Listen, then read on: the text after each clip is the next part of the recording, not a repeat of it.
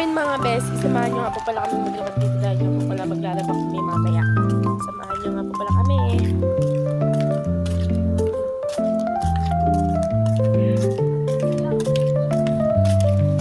So yun nga, maglalabak nga po pala kasi kami sa Republic. Maglalaban namin yung ate namin. Ganyan siya eh. Papalaban na siya. Ate ko yun ah, kasi yung ate nyo. So yun na nga mga besi, malapit na nga po pala kami. Nandito na nga po pala kami malapit kami sa Delta. Yun, maglalakad-lakad na lang kami. Onti na lang po, makakapaglaban na kami. Ay, hindi ganun. Yun na, malapit na kami. Baka magulat nga ako kung gaano kadami lalaban namin mga besi. Kung talaga alam, ang init besi, yung init-init dito. Siyempre sanay ako na walang payong ko. So yun, i-stop ko muna to dahil nahingal na talaga yung besi. Update ko lang kayo mamaya. So yun nga mga besi, nandito na nga po pala kami sa bahay. Ayan o. Dito na nga po pala kami. At maglalaban na nga po pala kami. Pero parang dito mga besi.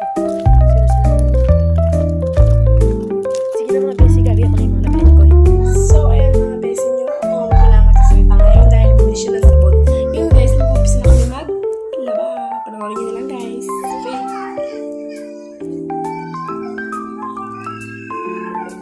Yung babae na yun. Dami ko. Ayan, may ikot ko dito. Dami talaga guys. Dami na sober. Update ko na lang kayo mamaya pati sa naglaba. So yun na nga mga besti. Ako na lang po yung bibili ng sabon kasi si Jasmine alam mo naman yan. Takot naman yan. Ay hindi. Yan, bibili po ako ng sabon. Lalakad-lakad tayo. Bibili nga po pala ako ng yellow, sunsilk, and dalawang Tide. Ay, hindi, mali. Dalawang Ariel pala, tapos isang biscuit. Yun yung bibili natin. Tapos pagka nakabili na kami ng sabon, ay ako, yun na. Magkaano na tayo? Magka-washing na tayo.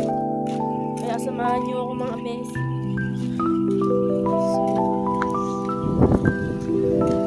Kailangan yung box ko. Pabili! Bili nga lalagla. Pabili nga ako. Dalawang Ariel. Sumayaw siya. Apo. Tapos isang yellow.